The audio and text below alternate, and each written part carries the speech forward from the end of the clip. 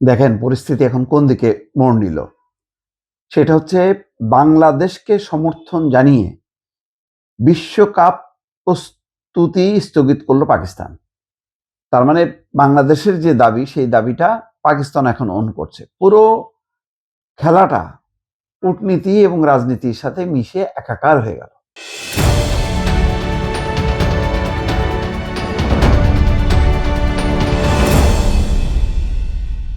এবং এই গর্ত যে পড়লো, আমি আগেই বলছি, এই গর্ত থেকে কিন্তু আর ক্রিকেট আগের অবস্থায় আর পাওয়া যাবে না।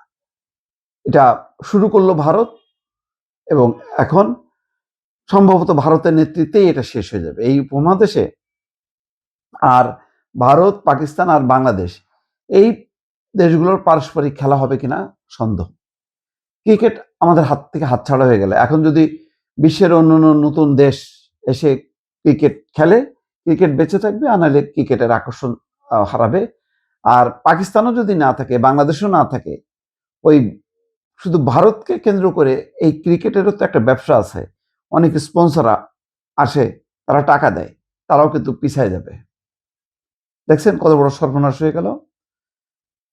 নিরাপত্তার সংখ্যায় টি-20 বিশ্বকাপ খেলতে ভারতে না যাওয়ার সিদ্ধান্ত নিয়েছে বাংলাদেশ ক্রিকেট বোর্ড, যা নিয়ে একাধিকবার আইসিসির সঙ্গে বৈঠক করেছে বিসিবি। তবে বিষয়টি এখনো সমাধান হয়নি। বিশ্বকাপ ভেন্যু জটিলতায় বাংলাদেশের পাশে দাঁড়িয়েছে পাকিস্তান। বাংলাদেশের প্রতি পূর্ণ সমর্থন জানিয়ে নিজেদের বিশ্বকাপ প্রস্তুতিও স্থগিত করেছে পাকিস্তান ক্রিকেট বোর্ড।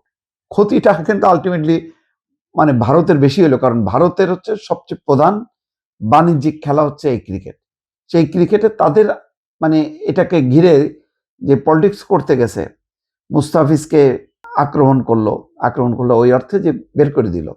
তারপরে গড়ালো যে তাহলে নিরাপত্তা যদি মুস্তাফিজের না থাকে, তাহলে বাংলাদেশ দলের নিরাপত্তা নেই ভারতের মাটিতে, সুতরাং খেলবো না। এখন আইসিসি এটার ব্যাপারে একটা সমাধান দিতে পারতো সহজে। খেলাগুলো মানে কলম্বোতে শিফট করতে পারতো, দুবাইতে করতে পারতো, পাকিস্তানেও করতে পারতো। এখন যদি ওই একই নিরাপত্তার ইস্যু নিয়ে পাকিস্তানও হয়তো বলবে যে আমাদেরও ভাই নেই, আমাদের সাথে তো হাত মেলাই নেই, ওই পেহেলগাম ইস্যুতে আমাদের সাথে বেয়াদবি করছে, এখন আমরা ওখানে গেলে আমাদের নিরাপত্তা কোথায়? তো ওরাও এখন বাংলাদেশের এই দাবিকে সাপোর্ট করছে। এখন এটা সমাধান কিভাবে হবে? আইসিসি তো একেবারে ভারত নির্ভর একটা সংগঠন, তার পক্ষে তো সম্ভব না। পাকিস্তান সংবাদ মাধ্যম জিও সুপার এক প্রতিবেদনে জানিয়েছে, বিশ্বকাপ খেলতে ভারতের দল না পাঠানোর ব্যাপারে বিসিবির সিদ্ধান্তকে পূর্ণ সমর্থন জানিয়েছে পিসিবি। বাংলাদেশের নিরাপত্তা সংক্রান্ত উদ্বেগকে যৌক্তিক বলে অভিহিত করেছে দেশটির ক্রিকেট বোর্ড।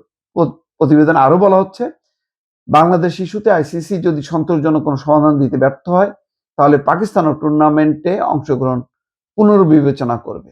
এমনকি শেষ পর্যন্ত বিশ্বকাপে না খেলার সম্ভাবনা বিবেচনায় রেখে টিম ম্যানেজমেন্টকে বিকল্প পরিকল্পনা তৈরির নির্দেশ দেওয়া হয়েছে।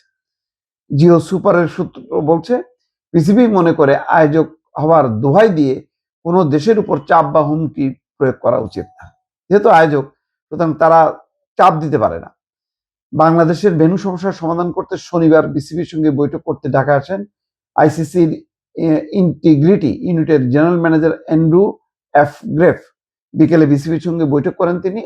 এই বৈঠকে অনলাইনে যুক্ত হয়েছিলেন আইসিসির ইভেন্ট অ্যান্ড কর্পোরেট কমিউনিকেশনস বিভাগের জেনারেল ম্যানেজার গৌরব সাক্সেনাও। ভিসা না পাওয়ায় বৈঠকে সরাসরি যোগ দিতে পারেননি তিনি। আইসিসির সঙ্গে বৈঠক শেষেও মানে ভারতে খেলতে না যাওয়ার সিদ্ধান্তে অনড় থাকে বিসিবি। এই বৈঠকে আয়ারল্যান্ডের সঙ্গে বাংলাদেশের গ্রুপ পরিবর্তনের বিষয়টি আলোচনা হয়। বৈঠক শেষে এক সংবাদ বিজ্ঞপ্তিতে বিসিবি জানায়, অন্যান্য বিষয়ের পাশাপাশি ন্যূনতম লজিস্টিক পরিবর্তনের মাধ্যমে বিষয়টি সহজতর করার উপায় হিসেবে বাংলাদেশকে অন্য গ্রুপে সরিয়ে নেওয়ার সম্ভাবনা নিয়ে আলোচনা করা হয়েছে।